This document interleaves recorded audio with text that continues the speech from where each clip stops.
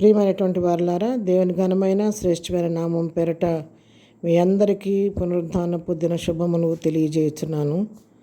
కీర్తన గ్రంథం 84వ కీర్తన 4వ వచనం మనం చూసినట్లయితే, నీ మందిరమునందు నివసించే వారు ధన్యులు, వారు నిత్యము నేను స్తుతించుదురు అని దేవుని వాక్యం సెలవిస్తుంది. నిజంగా దేవుని మందిరం నివసించడం గొప్ప ధన్యత అండి. ఆ ధన్యతను గురించి బాగా ఎరిగినటువంటి దావీదు మందిరంలోని ధన్యతను గురించి మనకి ఇలాగ చెప్తున్నాడు. కీర్తన గ్రంథం 65వ కీర్తన 4వ వచనంలో చూస్తే, నీ ఆవరణలో నివసించినట్లు నీవు ఏర్పరచుకొని చేర్చుకుని వాడు ధన్యుడు. నీ పరిశుద్ధ ఆలయము చేత నీ మందిరంలోని మేలు చేత మేము తృప్తి పొందేదము. దేవుని సన్నిధిలో ఉండటం గొప్ప ధన్యత.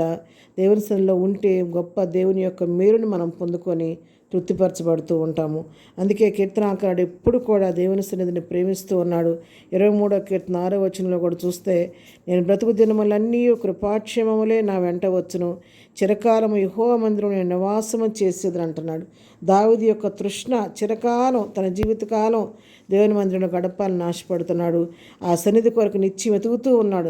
27వ కీర్తనలో కూడా చూస్తే 4వ వచనంలో, యెహోవా యొద్ద ఒక వరం అడిగితిని, దానిని వెదకుచున్నాను. యెహోవా ప్రసన్నతను చూచుటకును ఆయన ఆలయంలో ధ్యానించుటకును నా జీవితకాలం అంతయు నేను యెహోవా మందిరంలో నివసింపగోరుచున్నానని దావీదు మరి ప్రభు సన్నిధిలో తన యొక్క ఇష్టతను తెలియచేస్తున్నాడు. కాబట్టి ఆ సన్నిధిలోని ఆశీర్వాదం ఎరిగినవాడు కాబట్టి ఆ విధంగా దేవుని సన్నిధి కొరకు ఎంతో తను ఆశపడుతున్నట్టుగా, తృష్ణ కొనుస్తున్నట్టుగా మనం చూస్తున్నాము.